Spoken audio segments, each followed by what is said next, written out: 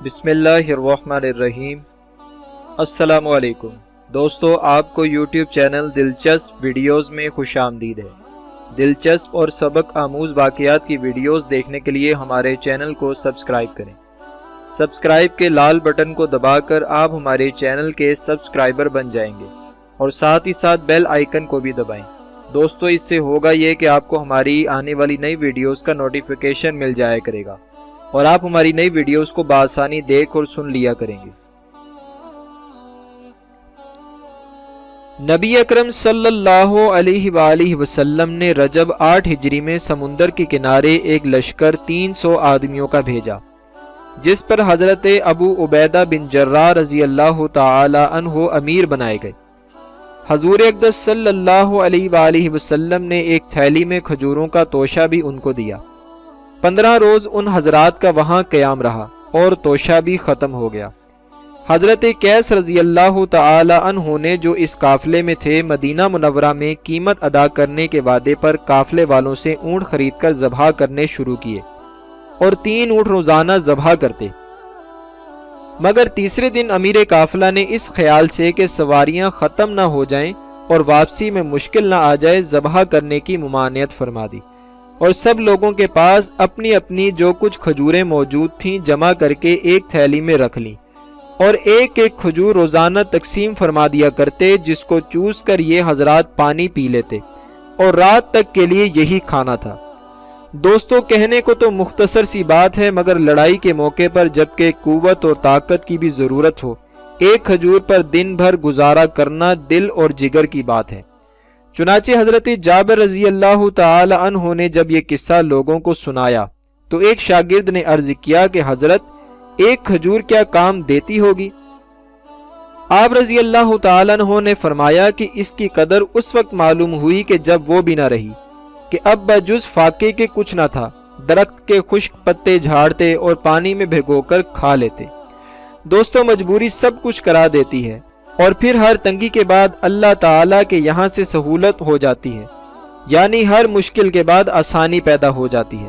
اللہ تعالیٰ نے ان تکالیف اور مشقتوں کے بعد سمندر سے ایک مچھلی ان لوگوں کو پہنچائی جس کو عنبر کہتے ہیں۔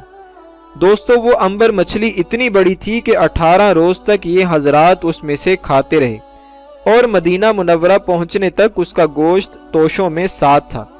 حضور اقدس صلی اللہ علیہ وآلہ وسلم کے سامنے جب سفر کا مفصل قصہ سنایا گیا تو حضور علیہ السلام نے ارشاد فرمایا کہ یہ اللہ کا ایک رزق تھا جو تمہاری طرف بھیجا گیا۔ ایک صحابی رسول صلی اللہ علیہ وآلہ وسلم حضور اکرم صلی اللہ علیہ وآلہ وسلم کی خدمت میں حاضر ہوئے اور عرض کیا کہ یا رسول اللہ صلی اللہ علیہ وآلہ وسلم، مجھے آپ سے محبت ہے۔ حضور نے فرمایا، دیکھ کیا کہتا ہے۔ انہوں نے پھر یہی عرض کیا کہ مجھے آپ سے محبت ہے۔ حضور علیہ السلام نے پھر یہی ارشاد فرمایا۔ جب 3 مرتبہ یہ سوال و جواب ہوا تو حضور علیہ السلام نے ارشاد فرمایا، جس کا مفہوم ہے کہ اگر تمہیں مجھ سے واقعی ہی محبت ہے، تم مجھ سے محبت کرتے ہو، تو تم پر تکالیف اس طرح آئیں گی جیسے آب شار سے پانی نیچے آتا ہے۔ دوستو، اس حدیث رسول صلی اللہ علیہ وآلہ وسلم کا منہ بولتا ثبوت حضرت بلال حبشی رضی اللہ تعالیٰ عنہ کی ذات مبارکہ ہے۔ حضرت بلال حبشی رضی اللہ تعالیٰ عنہ، جو کہ مشہور صحابی ہیں، مسجد نبوی شریف کے ہمیشہ مؤذن رہے۔ شروع میں ایک کافر کے غلام تھے۔ اسلام قبول کرنے کے بعد طرح طرح کی تکلیف دیے گئے۔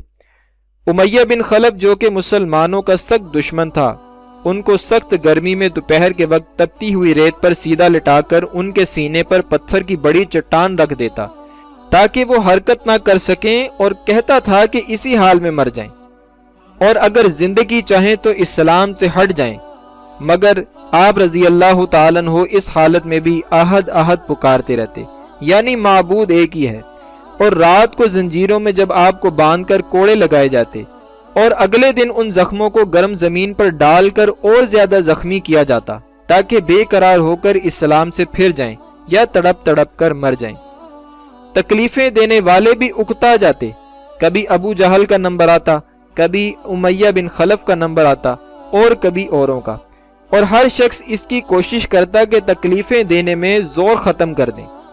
جب حضرت ابو بکر صدیق رضی اللہ تعالیٰ عنہ نے آپ کو اس حالت میں دیکھا تو آپ کو خرید کر آزاد فرما دیا۔ دوستو، دین اسلام قربانی مانگتا ہے، اور پھر جس کی قربانی اور تکالیف اللہ تعالیٰ کی پاک بارگاہ میں قبول ہو جائیں تو اس کی دنیا اور آخرت دونوں سنور جاتے ہیں۔ اللہ تعالیٰ کی پاک بارگاہ میں دعا ہے اللہ تعالیٰ ہمیں عمل کی توفیق عطا فرمائے۔ دوستو، ویڈیو پسند آئے تو اس کو لائک کریں، دوستوں کے ساتھ شیئر کریں اور ہمارے چینل کو سبسکرائب کرنا نہ بھولیے گا۔ اپنا بہت سا خیال رکھیے گا۔ اللہ حافظ۔